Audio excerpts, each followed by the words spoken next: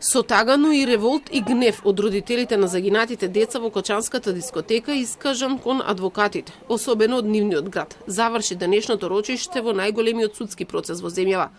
Додека полицијата ги спроведуваше оние кои се во притвор, а останатите обвинети кои се бранат од слобода заминуваа од споредниот влез, родителите вознемирени излегуваа од судницата. Монструмите ја убија. Тие сега што ги бранат. Детенцот на годинка остави. Шо ќе бранат кога е јасно како ден има 63 жртви? Шо ќе бранат? А барем адвокатите почнали да не се појавуваат тука да не ги гледаме. Барем адвокатите да имаа милост према нас родителите. Секојдневно веќе 8 месеци не убиват. Убиват не. На револтот му претходеше рочиштето на кое дел од адвокатите истакнаа дека обвинението кое го добиле е хаотично. Доказите се несредени и не можат да се најдат за кој дел од обвинението се однесуваат. Времето во кое се случувало кривичното дело е променето од првично посоченото, а обвинетите и воопшто го немаат добиено, како што истакнаа адвокатите, речиси новото обвинение. Несериозно е од обвинителството да не достави па макар и вакво интегрирано обвинение на обвинетите, затоа што денес ни предстоеше изјаснување на вина. Како некој ќе се изјасни за вина ако го нема она да го прочита за што е обвинет?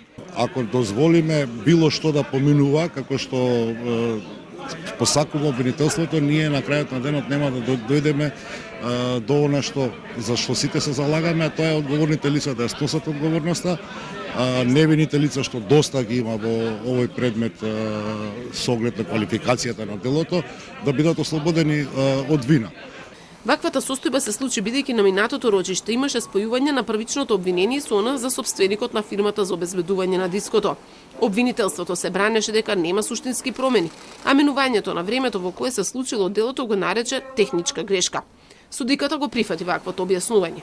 Сепак го одложи и утрешното рочиште, посочувајќи дека обвинетите мора да имаат време да се запознаат со материјалот.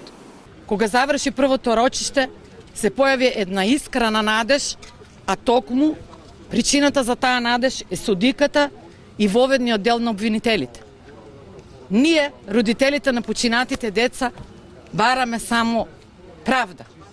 Инаку денеска обвинителите беа во многу помал број и не говореа за јавност. Од адвокатката на прво обвинетиот Дејан Јованов, собственик на Пулс, се дозна дека обвинителството од 283 предложени сведоци ќе повика само 35 мина.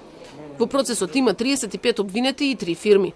Ова се смета за најобемен процес досега, со најмногу засегнати. Во пожарот имаше 63 жртви и повеќе од 220 оштетени.